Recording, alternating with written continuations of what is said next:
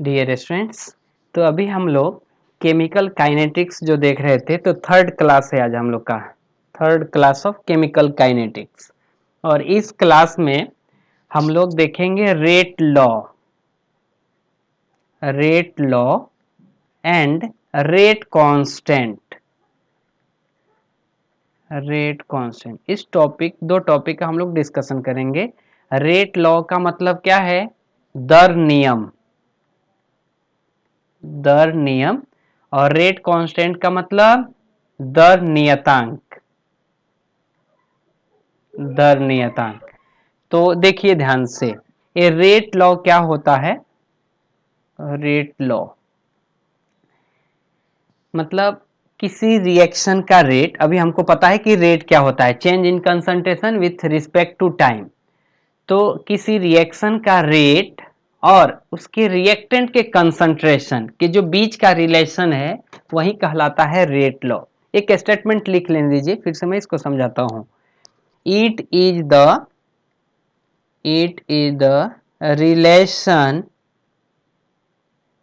Relation between rate of reaction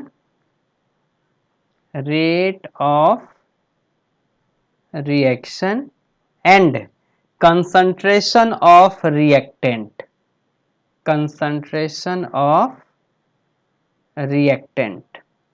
कि किसी reaction का रेट और रिएक्टेंट के कंसंट्रेशन के बीच का जो रिलेशन होता है, यानी हिंदी में लिखेंगे तो क्या लिखेंगे?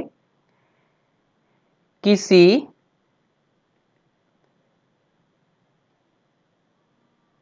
अभिक्रिया का दर और अभिकारक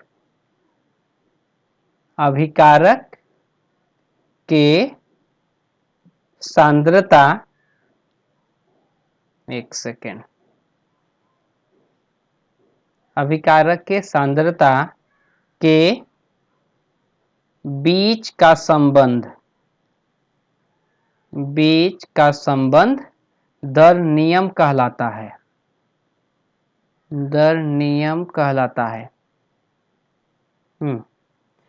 अभी देखिए, अगर मान लीजिए कोई रिएक्शन है A प्लस बी, इससे बन रहा है C प्लस डी। तो रिएक्शन का रेट अगर R है तो हम क्या लिखेंगे? R is proportional to A to the power X और B to the power Y। ये जो रिलेशन हम लोग लिख रहे हैं कि रिएक्शन का जो रेट है वो A का पावर X है और B के पावर Y है, यही कहलाता है रेट लॉ। अभी ये X और Y क्या है यहाँ पे? एक मिनट, इस प्रोपोर्शनल साइन को हटाएंगे तो R equal to K, A के पावर X और B के पावर Y। अगर यहाँ पे आपको और बढ़ाना है तो इसको M1A कर दीजिए और यहाँ से M2B कर दीजिए। तो यहाँ पे देखिए M1 M2 दिख रहा है, लेकिन फिर हम यहाँ पे A का पावर M नहीं लिख रहे और B का पावर M2 नहीं लिख रहे, हम लोग लिख रहे हैं X और Y।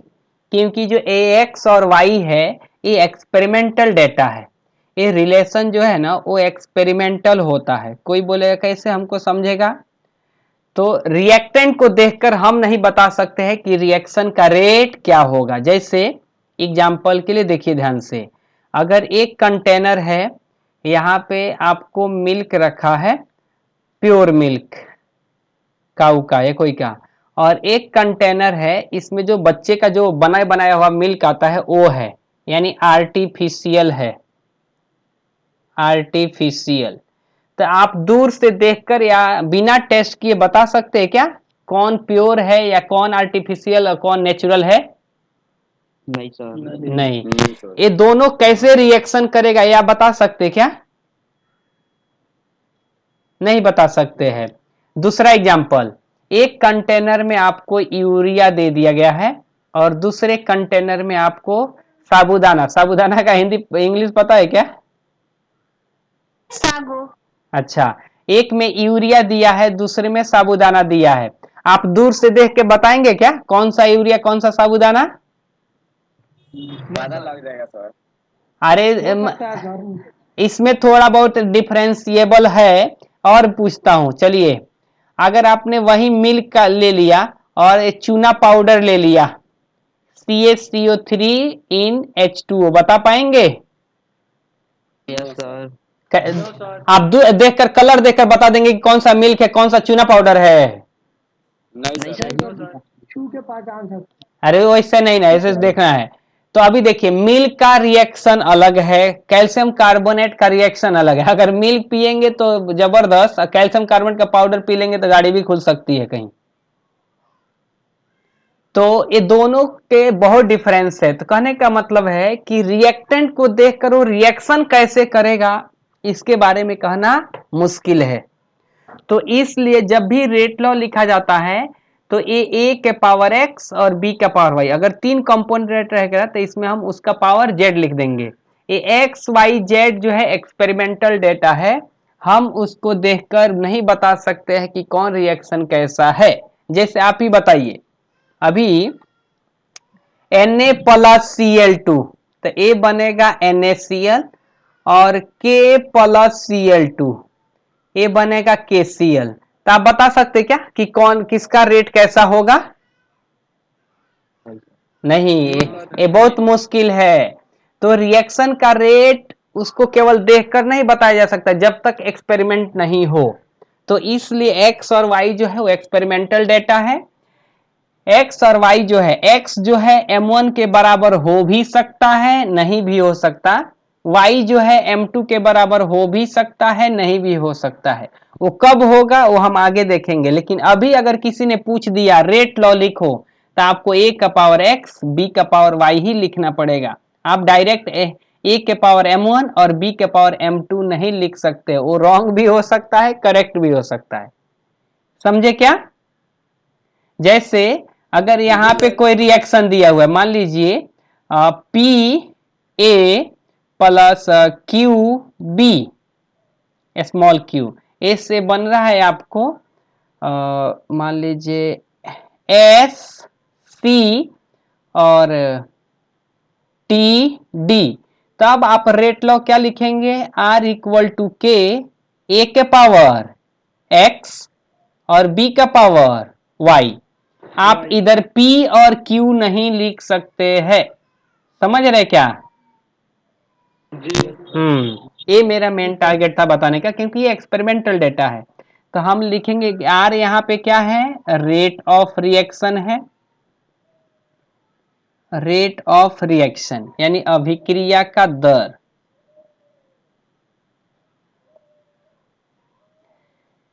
और K क्या है? रेट कांस्टेंट,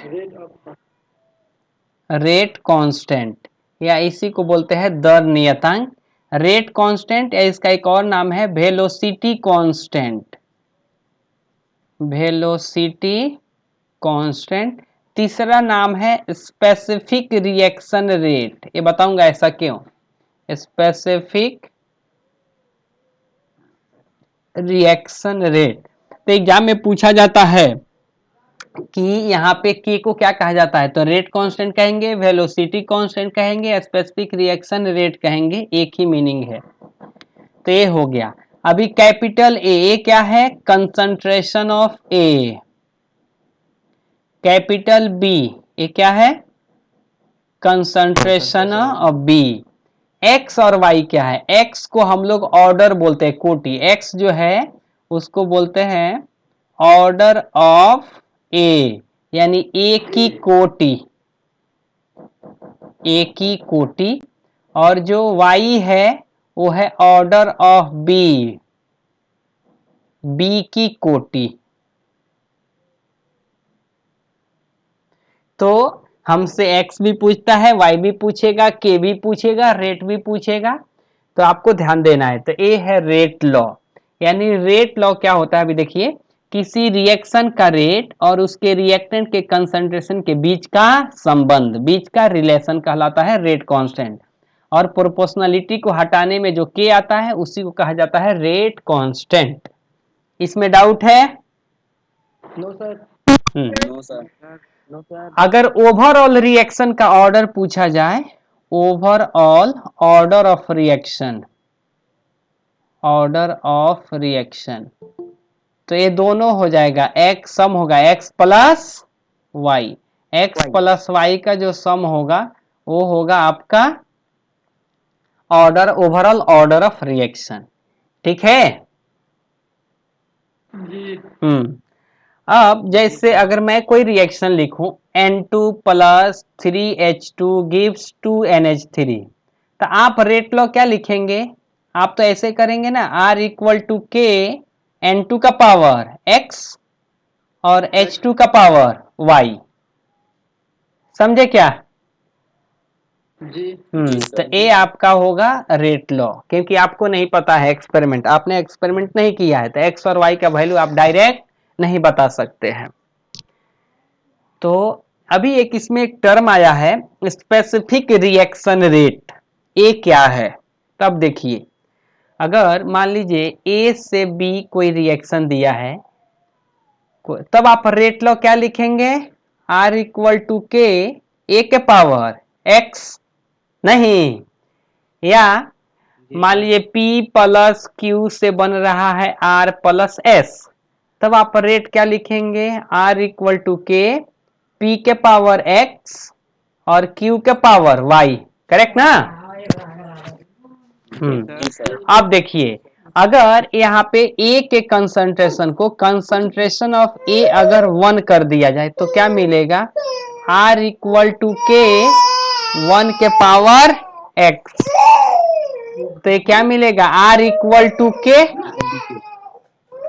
इस केस में भी अगर कंसंट्रेशन ऑफ P को 1, कंसंट्रेशन ऑफ Q को 1 कर देंगे, तब क्या होगा?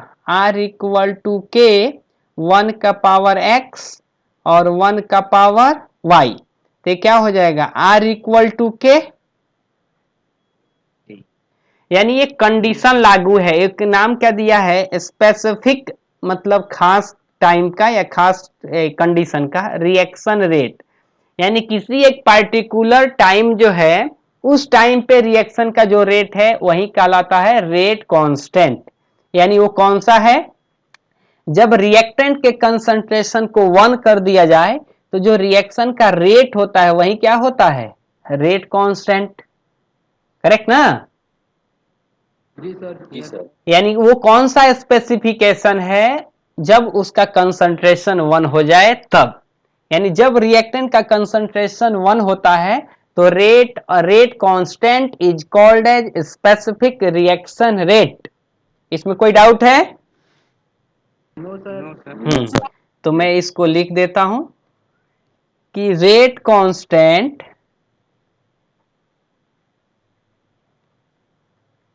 is called as specific reaction rate when concentration of reactant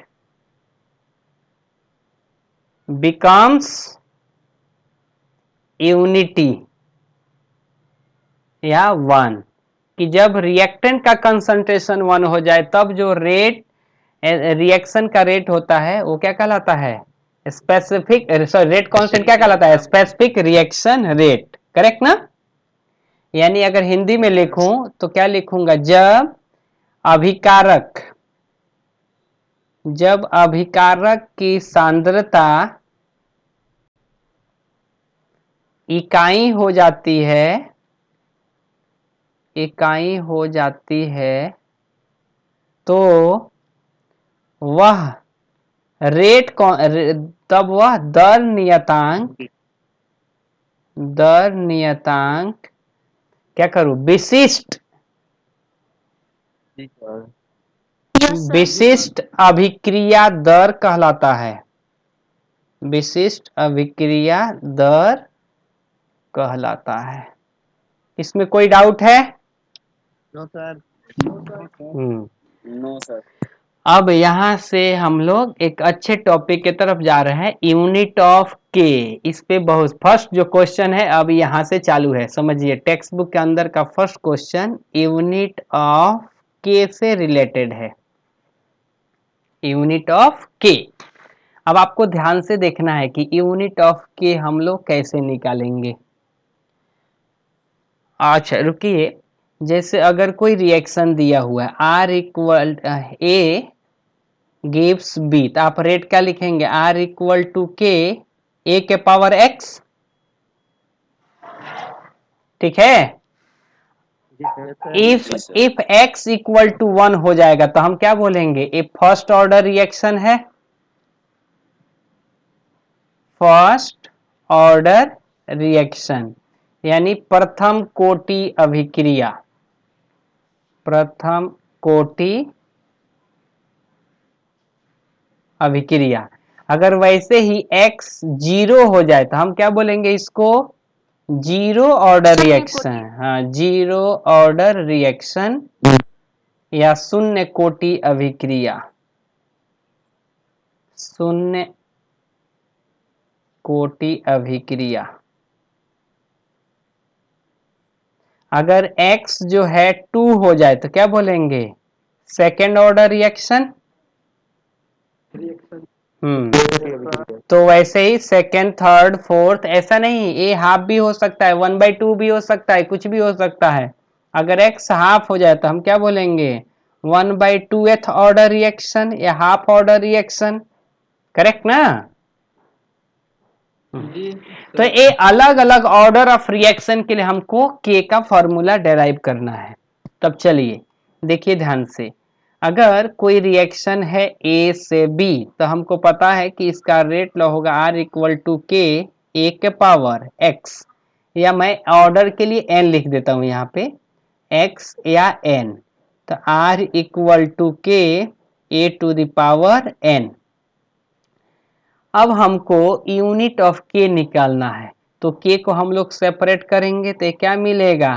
are by A to the power N, ठीक है? जी सर। आर का यूनिट बताइए। आर को मेरे को पता था, हम लोग देख लिए थे, 2 यूनिट है, मोल पर लीटर पर सेकेंड, और एक बताया था एटीएम पर सेकेंड या बार पर सेकेंड। इसके ऊपर भी आर का यूनिट आया था कंसंट्रेशन बाय टाइम, करेक्ट ना? जी सर। अब पहले हम लोग वही रखते हैं कंसंट्रेशन बाय टाइम, तब एक बार इसको रखेंगे और एक बार ये रखेंगे। तो आर के जगह पे मैं ए लिख सकता हूं कंसंट्रेशन बाय टाइम, और नीचे ए है तो वो भी तो कंसंट्रेशन को ही रिप्रेजेंट कर रहा है, तो ए भी हो जाएगा कंसंट्रेशन का पावर एन, नीचे कुछ भी नहीं है तो 1, तो एक ऐसा हो जाएगा। इसको आप सोल्व करेंगे तो आप क्या लिखेंगे? Concentration upon time into concentration का पावर एन, है या नहीं? हाँ।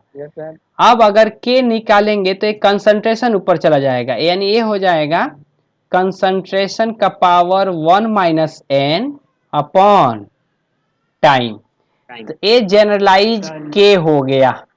अब के के जगह पे वैल्यू पुट करते चलिए। देखिए, अगर हम लोग कंसंट्रेशन को यहाँ पे मोल पर लीटर अगर ले ले, कंसंट्रेशन मोल पर लीटर होता है, तो यहाँ पे क्या हो जाएगा? के हो जाएगा आपका मोल पर लीटर के पावर 1 माइनस एन और 1 अपॉन टाइम। टाइम को चलिए यहाँ पे लिख ही लीजिए 1 अपॉन सेकेंड, तब तो के क्या हो जाएगा?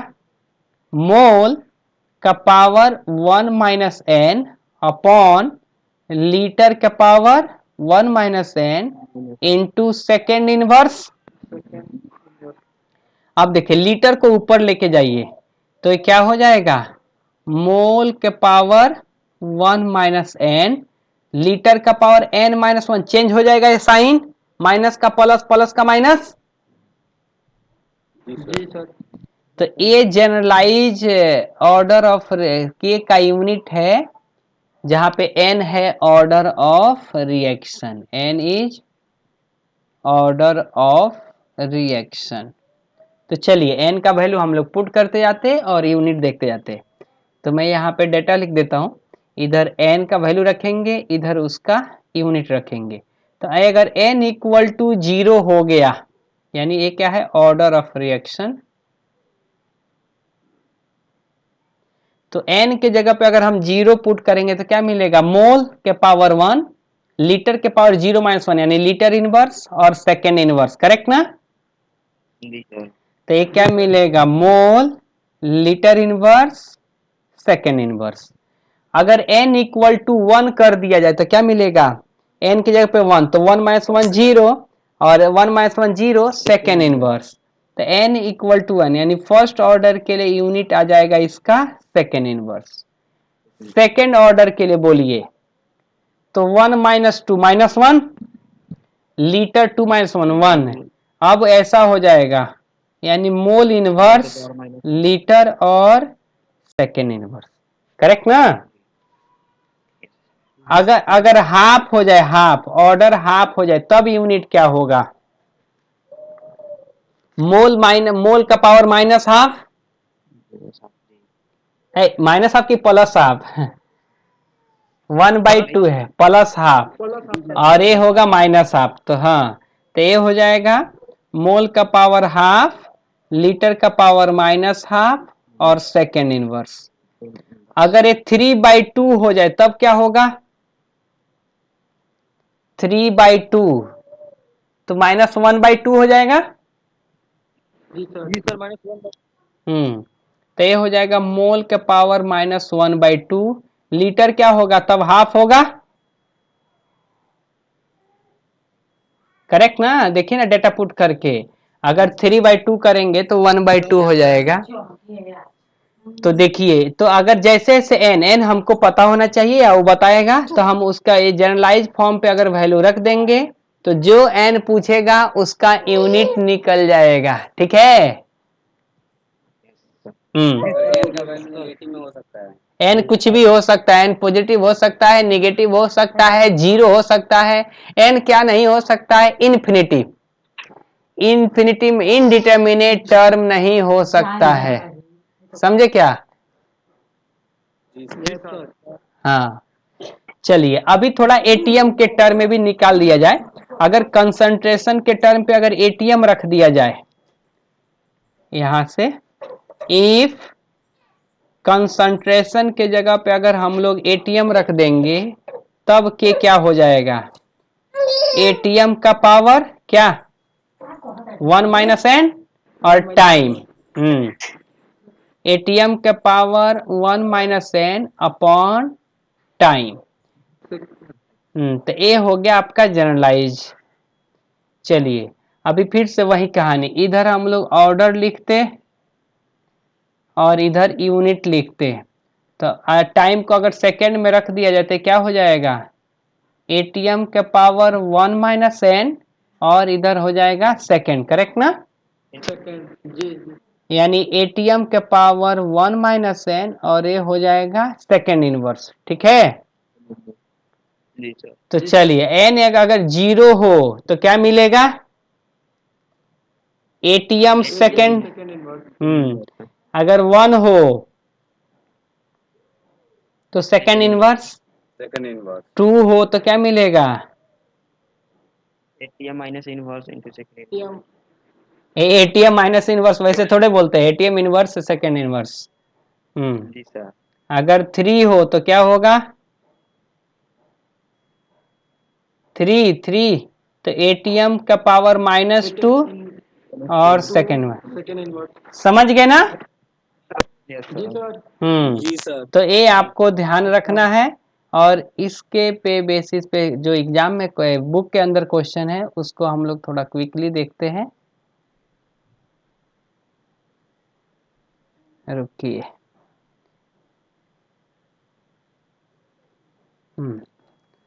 तो यहाँ पे केमिकल काइनेटिक्स, इसको पहले से ओपन करके रखना चाहिए था। देखिए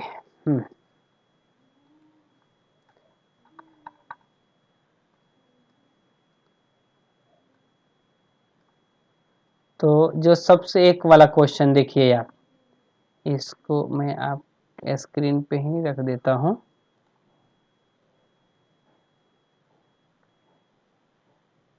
अब आप ये भी क्वेश्चन कर सकते हैं, इसलिए इसको भी लेके चलिए साथ में ही।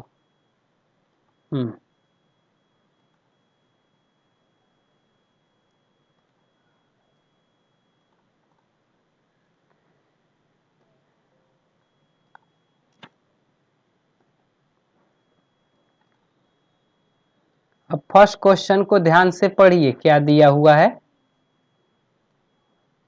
हिंदी वाले होंगे तो टेंशन नहीं, देखिए बहुत आसान होता है।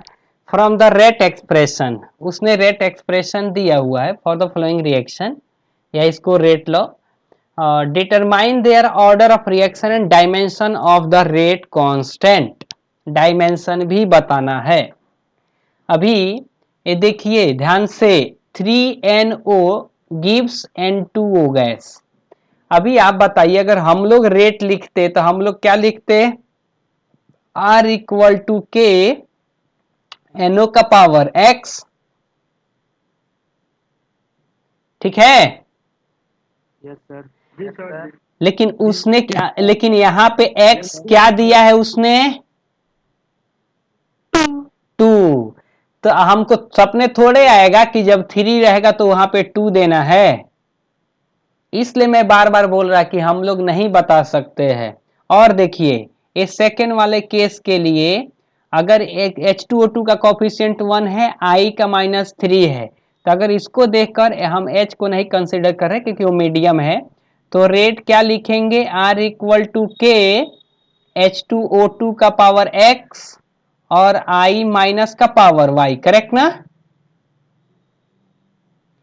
लेकिन उसने क्या लिखा है, H2O2 का पावर 1 और I माइनस का पावर 1। तो हमको कैसे समझेगा कि जब इधर 3 है तो 1 देना है और 3 है तो 2 देना है। इसलिए मैं बार बार बोल रहा कि आप नहीं डायरेक्टली बता सकते हैं कि उसका ऑर्डर क्या होगा या पावर आप क्या लिखेंगे, समझ रहे क्या। जी सर। जी सर।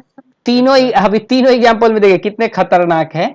अब ये थर्ड जो एग्जांपल है CA3COOH, उसका कोफिशिएंट तो 1 है, लेकिन पावर क्या दिया इधर, 3/2।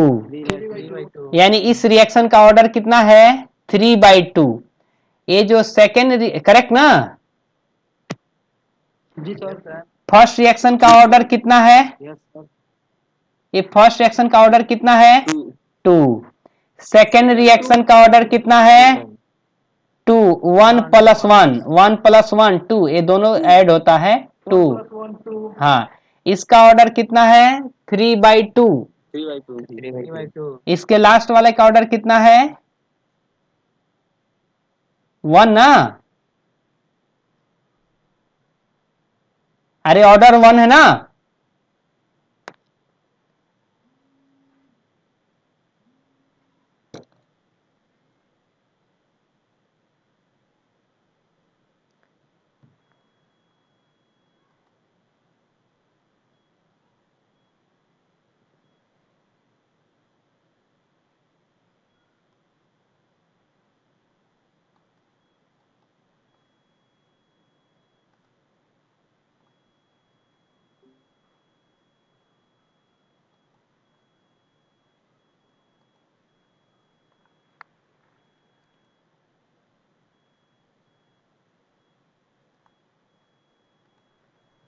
होगा, टेंशन मत लीजिए।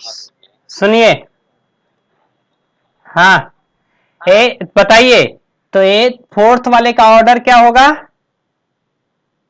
सर प्रेजेंट कीजिए मेरा स्क्रीन प्रेजेंट कर दीजिए। अच्छा एक सेकेंड, ये यस सर। खतरनाक लोग है, क्लास के टाइम पे ही फोन करते रहते।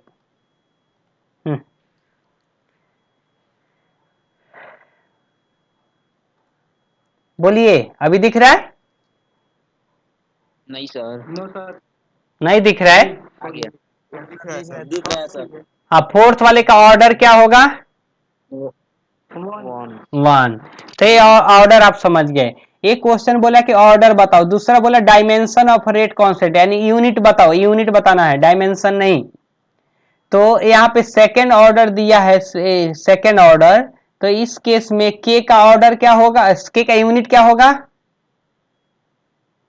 के का यूनिट क्या होगा, mole inverse litre second inverse, correct ना। Yes sir. हाँ, अब देखिए जैसे सेकेंड वाले क्वेश्चन में फिर से आया, इसका पावर 2 है, ऑर्डर 2 है, तो के का भी यूनिट वही होगा।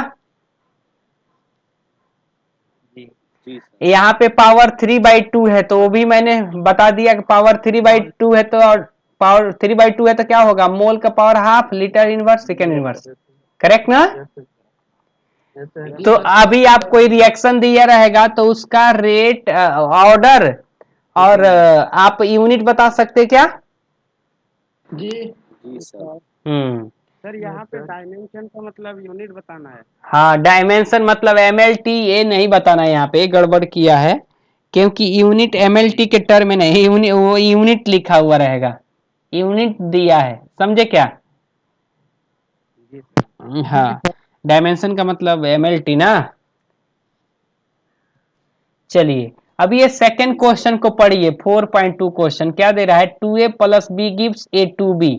अब देखिए कितने खतरनाक है, यहाँ पे रेट लॉ क्या दिया हुआ है, a दिया हुआ है k, a के पावर 1 और b का पावर, इधर देखिए a का कोफिशिएंट कितना है, 2 है, और b का कोफिशिएंट, यहाँ पे कैसा यहाँ पे उल्टा दिया हुआ है, समझ रहे क्या। तो अभी ये सारे एग्जांपल से आप समझ गए होंगे कि ये ऑर्डर आप डायरेक्टली नहीं लिख सकते हैं, करेक्ट ना।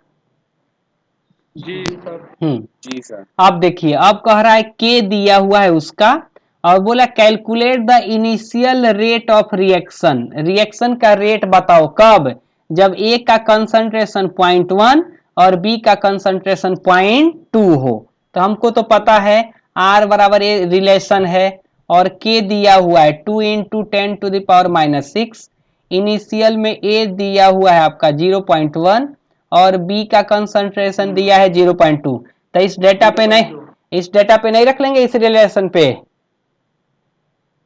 जी सर हो जाएगा सर। हो जाएगा। तो क्या हो जाएगा, R = K यानी 2 × 10⁻⁻6, a का पावर यानी 0.1 का पावर 1 और 0.2 का पावर 2, इसको सोल्व कर लेना है, समझे क्या। जी सर। जी सर। हाँ, इसका सेकेंड पार्ट देखिए, ये कह रहा है calculate the rate of reaction, तब बताओ after A is reduce to 0.06। ये क्या हो रहा है, रिड्यूस होकर कितना हो जा रहा है, 0.06, यानी सेकेंड केस में ए के जगह पे क्या लेना है 0.06 और बी का लेना है 0.2, ठीक है। जी सर। तब आपको रेट निकाल देना है, R = K और a का पावर 1 और b का पावर 2। लेकिन इस सेकेंड केस का आंसर आपको नहीं मिलेगा, ऐसा क्यों, क्योंकि ये क्वेश्चन में थोड़ा चेंजेज है, ये मतलब कोई आइदर आंसर रॉन्ग है नहीं तो क्वेश्चन रॉन्ग है। एक क्वेश्चन में कैसा कह रहा है, calculate the reaction at after A is reduce to, मतलब ए घट रहा है, लेकिन उन्होंने कैसे इसको ट्रीट किया है कि ए का कंसंट्रेशन 0.06 से घट रहा है। तो अगर बुक के हिसाब से, अकॉर्डिंग टू अगर बुक देखेंगे, तब ए क्या होगा, यानी इनिशियल में इतना है -0.06 करना पड़ेगा, मतलब इतना से घटा है। तो इसको लिखना चाहिए कि concentration of A is reduce by 0.06, मतलब उतना से घट गया है। ये तो बोल रहा है रिड्यूस टू, मतलब इतना हो जाता है। तो अगर आप 0.06 से बनाएंगे तो आंसर मैच नहीं करेगा। आंसर मैच करने के लिए आपको क्या करना पड़ेगा, ये कितना हो जाएगा 0.04 ना। जी सर।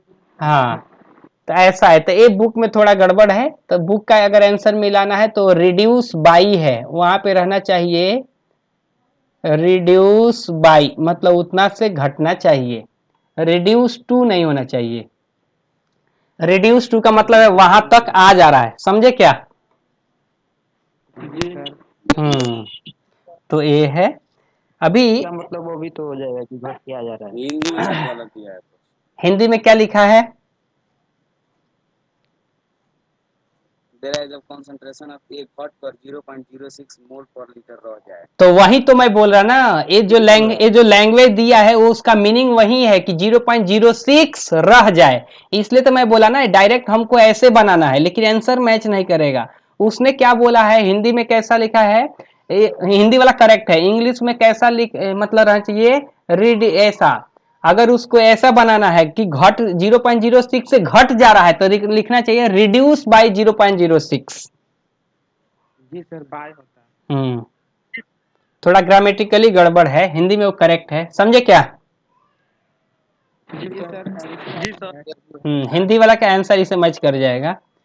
चलिए अभी मैं एक रेट लॉ लिख रहा, आप उसका यूनिट बताइए कि उसमें यूनिट ऑर्डर क्या होगा और यूनिट क्या होगा। क्वेश्चन है आपके लिए कि R is proportional to A to the power -1/3 और B टू द पावर 2/3 और C टू द पावर 1। तब आपको बताना है, क्वेश्चन है यूनिट ऑफ, आपको K बताना है एंड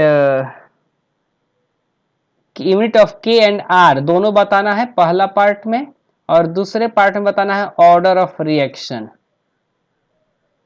तो सबसे पहले आपको तो ऑर्डर बताना पड़ेगा ना। Yes sir. आप बताइए इसका ऑर्डर क्या है। 4/3। जी सर 4/3। जी सर, 4/3। ऑर्डर आएगा 4/3। ऑर्डर कैसे निकालेंगे, सबको जोड़ दीजिए, यानी -1/3 2/3 +1 एलसीएम ले लेंगे तो 3 हो जाएगा, तो -1 +2 +3 तो 5 -1 यानी 4/3। तो अच्छा, यूनिट ऑफ रेट क्या होगा, बोलिए। तो यूनिट ऑफ रेट तो हमेशा सेम ही होगा ना, मोल पर लीटर पर सेकेंड या mole litre inverse second inverse. ये थोड़ा बच्चों को सोचने के लिए किया है, लेकिन यूनिट तो हमेशा रेट का तो सेम ही होगा ना, वो थोड़े बदलने वाला है। मैं बोल रहा है यूनिट थोड़े चेंज होगा, यूनिट तो हमेशा सेम ही रहेगा, समझे क्या? Yes sir. जी जी सर। Yes sir. अब के का यूनिट बताइए, unit of K, unit of K क्या होगा? अरे बताया था ना, मोल का पावर क्या है, वो 1 - n है, और लीटर का पावर n-1 है, सेकेंड इनवर्स, ऐसे आ रहा था ना यस सर। कि चेंज है। देखिए ना क्या आ रहा है, मोल का पावर, सॉरी यहाँ पे मोल का पावर 1 - n, लीटर का power n-1 second inverse. Exam में बहुत टेंशन देता है कि 1 - n पहले था कि n-1 था, तो आपको ध्यान से सोचना है, नहीं तो गड़बड़ करेंगे। तो ये क्या हो जाएगा, मोल का पावर हो जाएगा 1 - 4/3, लीटर का हो जाएगा -1/2, अरे 4/3 आ रहा है ना, जी सर, उसमें से 4/3 घटाएंगे तो आएगा -1/2 नहीं सर। क्या होगा सर? माइनस कैसे, -1/3 होगा ना, और लीटर का हो जाएगा 1/3, तो ए सेकेंड इनवर्स। किसी को डाउट है? No sir. नहीं सर। चलिए एक और क्वेश्चन करते हैं। सर हाँ, तो आर और के दोनों इक्वल है तो ये दोनों का यूनिट कैसे अलग हो गया? आर और के कब इक्वल है, वो स्पेसिफिक कंडीशन है तब है ना। हाँ, तो जब तब स्पेसिफिक कंडीशन आएगा तब वो दोनों का सेम होगा। ये स्पेसिफिक कंडीशन जब नहीं आएगा तब दोनों का यूनिट अलग अलग नहीं मिलेगा, लेकिन यूनिट भी अलग अलग, यूनिट तो अलग ही मिलेगा ना, उसका मैग्नीट्यूड सेम हो जाएगा। कि जो रिएक्शन का रेट है और अभी मतलब रेट कौन से, उसका मैग्नीट्यूड सेम होगा, उसका यूनिट सेम थोड़े होगा। यूनिट सेम होने का मतलब क्या है, दोनों सेम ही है, तो ऐसा थोड़े दोनों सेम है, वो दोनों अलग अलग है, लेकिन यूनिट उसका मैग्नीट्यूड सेम होगा, समझे क्या? जैसे F = ma है, तो अगर मान लीजिए एक्सेलरेशन 1 हो जाए तो जो मास होगा वही फोर्स के, तो मैग्नीट्यूड होगा ना कि मास फोर्स के बराबर हो जाएगा। मैग्नीट्यूड के बराबर होगा। नहीं सर, मैग्नीट्यूड के बराबर। हाँ, तो ऐसे समझिए आप। अभी मैं एक क्वेश्चन देता हूं, यहाँ पे दिया हुआ है लिखकर कि R1 is proportional to a to the power m, ये बहुत फेमस है क्वेश्चन, एग्जाम में आया हुआ है, और b to the power n, equation number 1। अब कह रहा है after doubling the concentration of A, सुनिए ध्यान से, after doubling the concentration of A and halving the concentration of B, halving the concentration of B, new rate of reaction is R2, new rate of reaction is R2।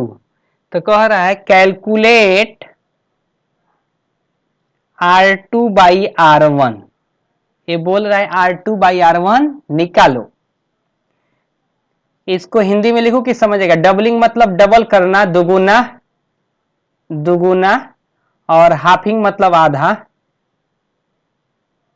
मतलब कह रहा है कि जब ए का सांद्रता डबल हो और बी का सांद्रता हाफ हो तो अभिक्रिया का दर R2 हो जाता है, तो R2 बाई R1 निकाले। लिख दूं क्या हिंदी में?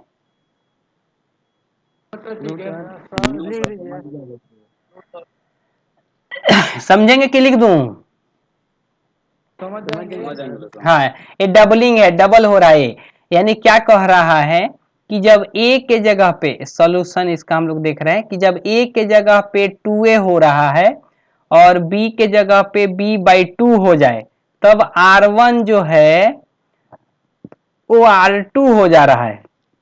तब तो हम लोग R2 के लिए क्या लिखेंगे कि R2 is proportional to 2a के पावर m, और b के जगह पे क्या, b/2 के पावर n, है या नहीं?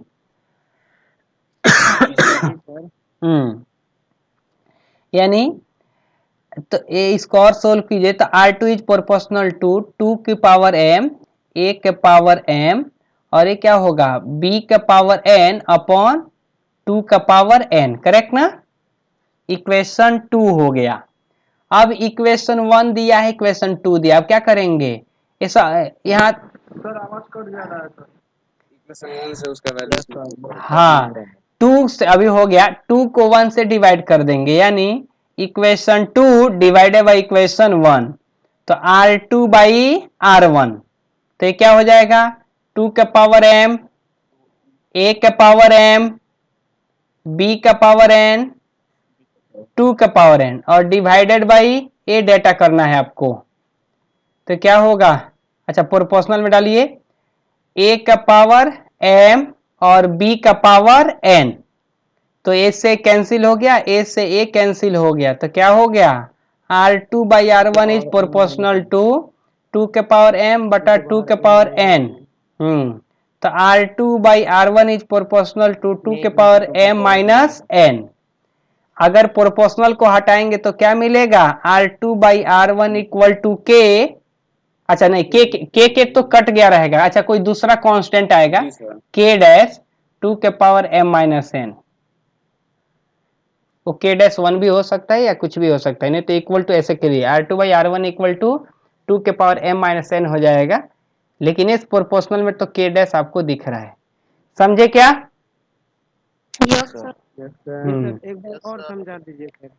क्वेश्चन में कैसा है, एक रिलेशन दिया है कि R1 is proportional to a के पावर m b के पावर n, बोल रहा है जब a को डबल कर रहे हो और b को हाफ कर दे रहे हो तो आपका R1 R2 हो जा रहा है, तो R2 बाई R1 बताओ।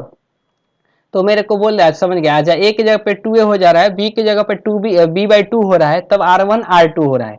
तब जब आप R2 लिखेंगे प्रोपोर्शनल में तो a की जगह पे क्या लिखेंगे 2a, और b की जगह पे क्या लिखेंगे b/2। तब मैंने डेटा रख दिया कि R2 प्रोपोर्शनल टू 2a के पावर m और b/2 के पावर n, इसको सोल्व कर लिया और 2 को 1 से डिवाइड कर दिया। समझे क्या? जी सर, आ गया। जी सर। तो अभी इसमें क्वेश्चन है टेक्स्ट बुक के अंदर, अभी देखिए ध्यान से, मैं आपको एक क्वेश्चन देता हूँ, आप ट्राई करके आइएगा यहाँ पे। A 4.6 a reaction is second order with respect to a reactant, मतलब आप क्या लिखेंगे, R इक्वल टू के ए के पावर 2, करेक्ट ना? एक सेकेंड, इसके पहले भी क्वेश्चन है क्या? ये करेंगे, एक मिनट मैं क्वेश्चन के कॉपी पेस्ट कर देता हूँ, फिर से आपको समझा देता हूँ।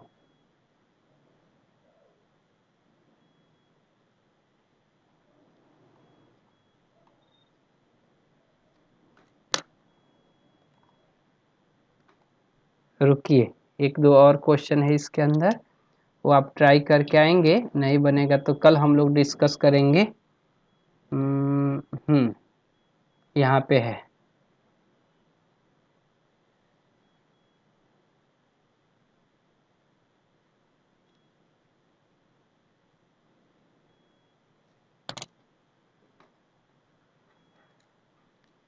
एक सेकेंड, इसको ये आपको अच्छे से दिख रहा है कि बढ़ाना पड़ेगा? ठीक है सर, दिख रहा है। बढ़ा दीजिए सर।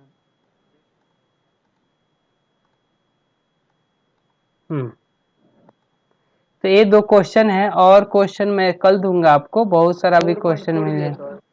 4.4 4.3 4.3 जो है वो what is the rate of production of N2 if K is this, what are the rates of production of N2। हाँ, ये भी आप बढ़ा सकते हैं अगर आप ट्राई करेंगे तो। 4.4 सर। एक second, 4.4 in the second order express the partial fraction, नहीं ये मैं बताऊंगा आपको, चलिए लीजिए ये भी जब तो आपको ट्राई करके आना है, जो डाउट होगा वो हम कल देखेंगे, ठीक है? जी सर। जी सर।